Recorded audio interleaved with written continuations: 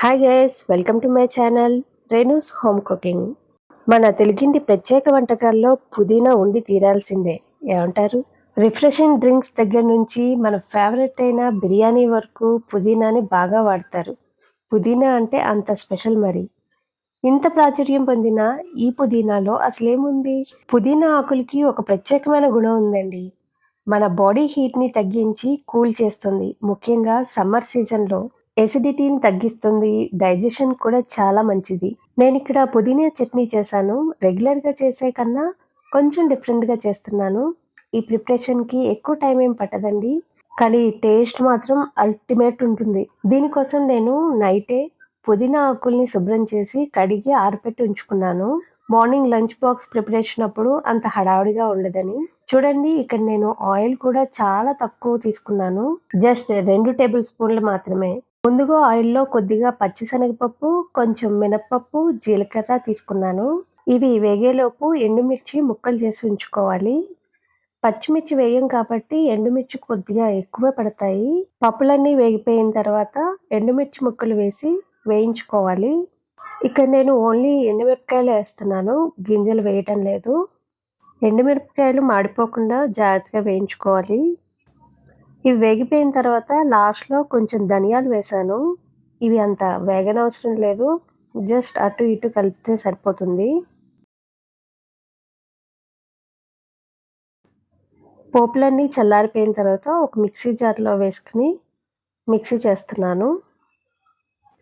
చూడండి, ఇలా బరకగా మిక్సీ చేసిన తర్వాత ఇందులో 5-6 వెల్లుల్లి రేకులు వేసాను. తర్వాత కడిగి ఆరబెట్టుకున్న పుదీనా ఆకుల్ని డైరెక్ట్గానే వేసేయాలి. ఇలా డైరెక్ట్గా వేయడం వల్ల పుదీనా ఫ్లేవర్ చాలా బాగుంటుంది చట్నీకి. లేదు అంత రా ఫ్లేవర్ ఇష్టపడిన వారు కొంచెం లైట్గా వేయించుకుంటే సరిపోతుంది. నేనైతే ఇక్కడ డైరెక్ట్గానే వేస్తున్నాను. నాకు పుదీనా ఫ్లేవర్ అయితే చాలా ఇష్టం. ఆకు వేసేసిన తర్వాత దీంట్లో ఒక నిమ్మకాయ అంత చింతపండు నానబెట్టి వేసుకోవాలి. దీనిలో మీ రుచికి తగ్గట్టు సాల్ట్ యాడ్ చేసుకోండి. దీనిలోనే ఒక 3 టేబుల్ స్పూన్ల బెల్లం పౌడర్ని వేస్తున్నాను. ఇలా చింతపండు బెల్లం వేసి చట్నీ చేసుకుంటే రుచి చాలా బాగుంటుంది. తర్వాత పోపు పెట్టుకుంటున్నాను.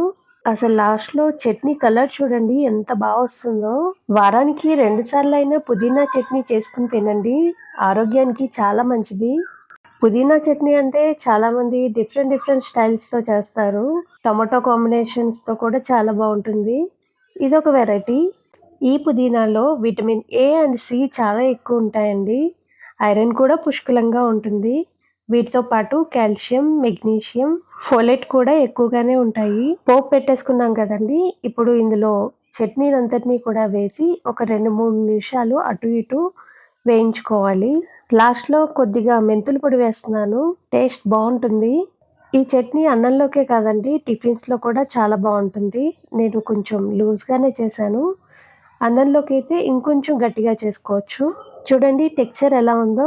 కలర్ అయితే చాలా బాగుంది, డార్క్ గ్రీన్ కలర్లో వచ్చింది. పుదీనా డైరెక్ట్గానే వేసాం కాబట్టి ఆ ఫ్లేవర్స్ కూడా చాలా బాగున్నాయి. నిన్న ఈవినింగ్ పెసర పునుకులు స్నాక్స్ చేశానండి. ఆ పిండి కొంచెం ఉంటే ఫ్రిడ్జ్లో పెట్టి ఇప్పుడు మళ్ళీ బ్రేక్ఫాస్ట్ కింద వేస్తున్నాను. కానీ ఫ్రెష్గా వేసుకున్నాయి చాలా బాగా వచ్చాయి. ఇవి కొంచెం గట్టిగా ఉన్నాయి. ఓకేనండి, బాయ్.